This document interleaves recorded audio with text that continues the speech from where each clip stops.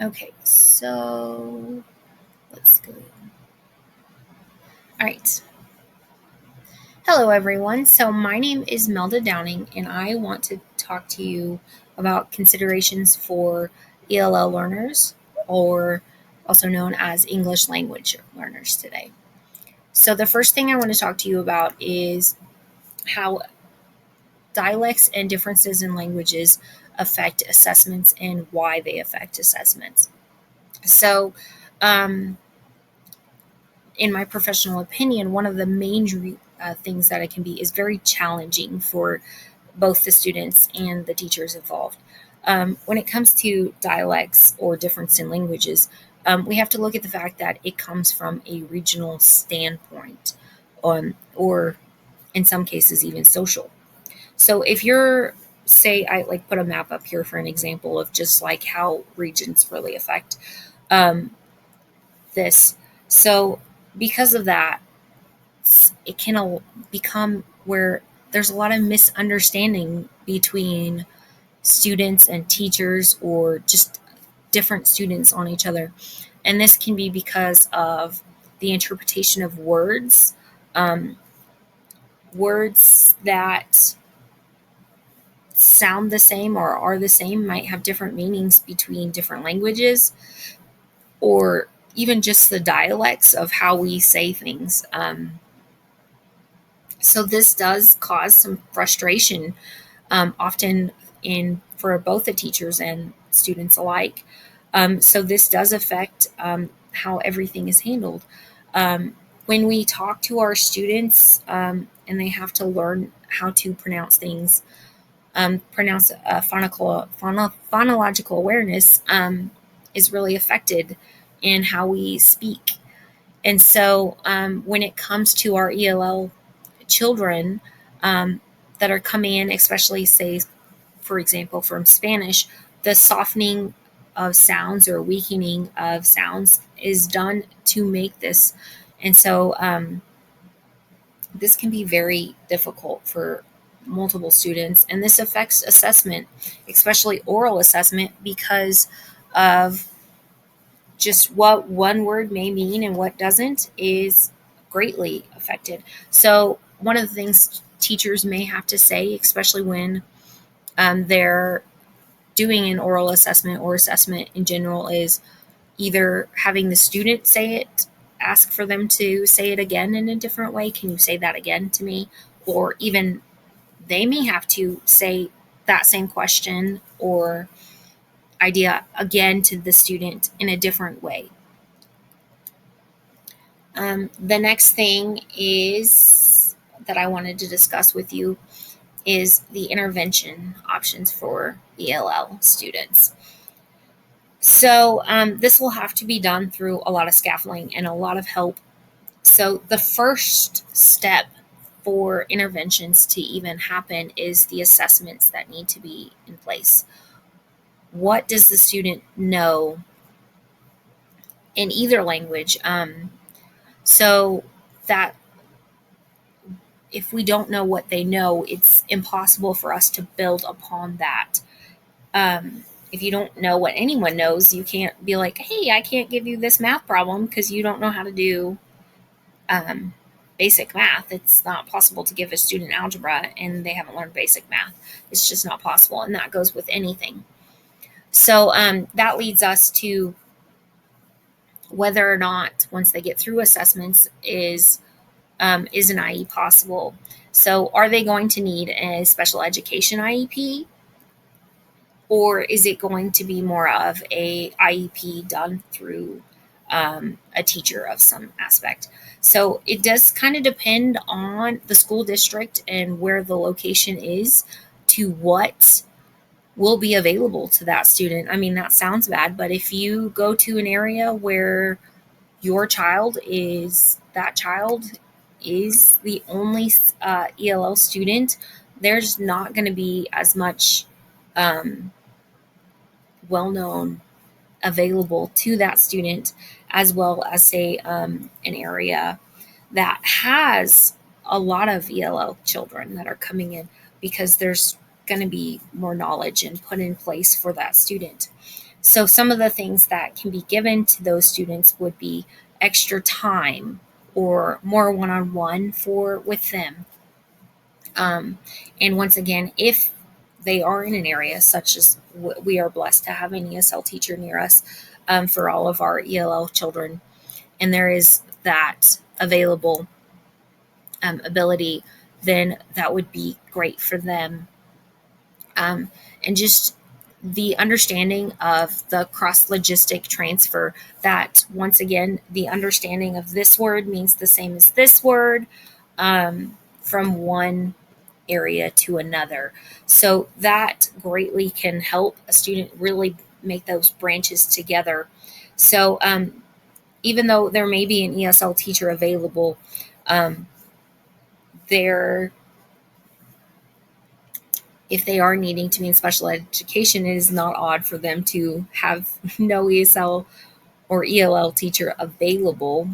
I shouldn't say ESL, ELL teacher available for them. So your teachers may not. So it all kind of just depends on interventions available, would or just kind of location matters. But the big one that I took and I hope would be the most is the assessment. What can we do for those students? And hopefully some sort of IEP would be put into place of goals and setting of what we want them to do and how we want to get them where they need to be. And not only English, but in their native language as well, or language one. So the next thing that this leads me to is when we were talking about special education, which I just mentioned, was the over and under identification for special education. So we have ELL students that you can see in both aspects, depending on school district, depending on location, just those regions just matter so much, but also just depending on so many things. So, some of the main reasons why these students are put in special education or given an IEP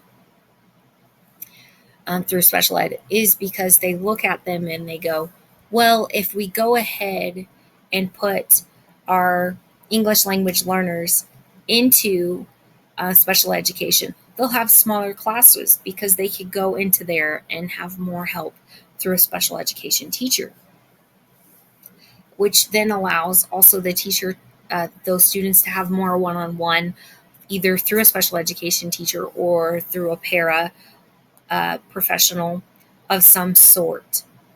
So then this leads us to the major reason why students probably get put in special education and maybe don't need to be in there, and that is the incorrect assessments.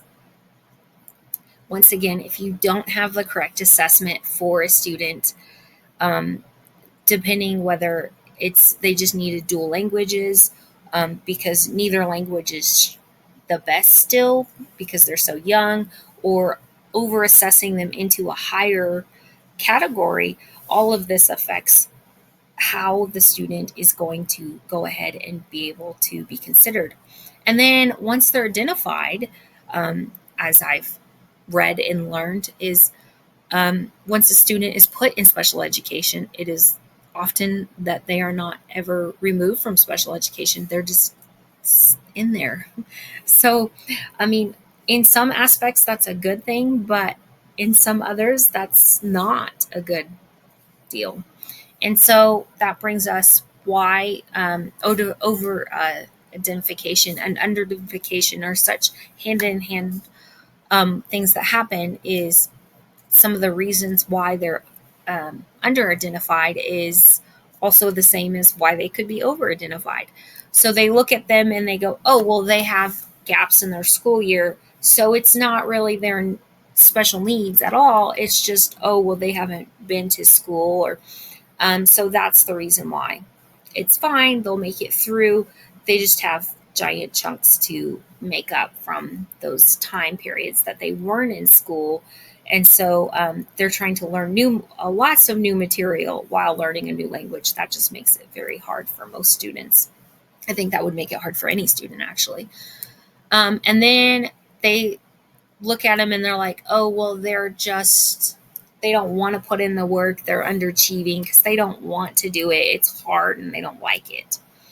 And then I feel like this is probably one of the aspects that is probably one of the big reasons why students are under-identified, and that is the similarities between a disabilities and learning a new language. They go in such hand in hand that it totally makes sense of why teachers and just even administration, even possibly, but they would look at them and go, oh, nope, there's a lot of disabilities that are very similar to learning a new language. So if you're looking at new languages learning and you're looking at a disability, you look at them and you're like, oh, there's a lot of similarities. So learning a new language, I mean, this could be the same reason why they're over identified, is because of the similarities between the two. And then one of the other major reasons is to help with all of them being over identified. Some schools and the just gaps in school years and the similarities and that sort of thing that are put in place, a lot of schools have gone to informal policies saying they have to be in the school district for so long, they have to be going through school for so long, they have to be learning English for so long before they can be even considered for special education. So that can put an issue on students um, to get the help that they need. And so, one of the other reasons why students would not be identified for special education is because of the lack of special educators that are dual languages. Like I've said before, what is the point in putting them is what they're looking at is why would we put a student in there if they don't speak the language? So how are they really going to help the student? So that is a big thing. If they don't speak the language, why would we send them?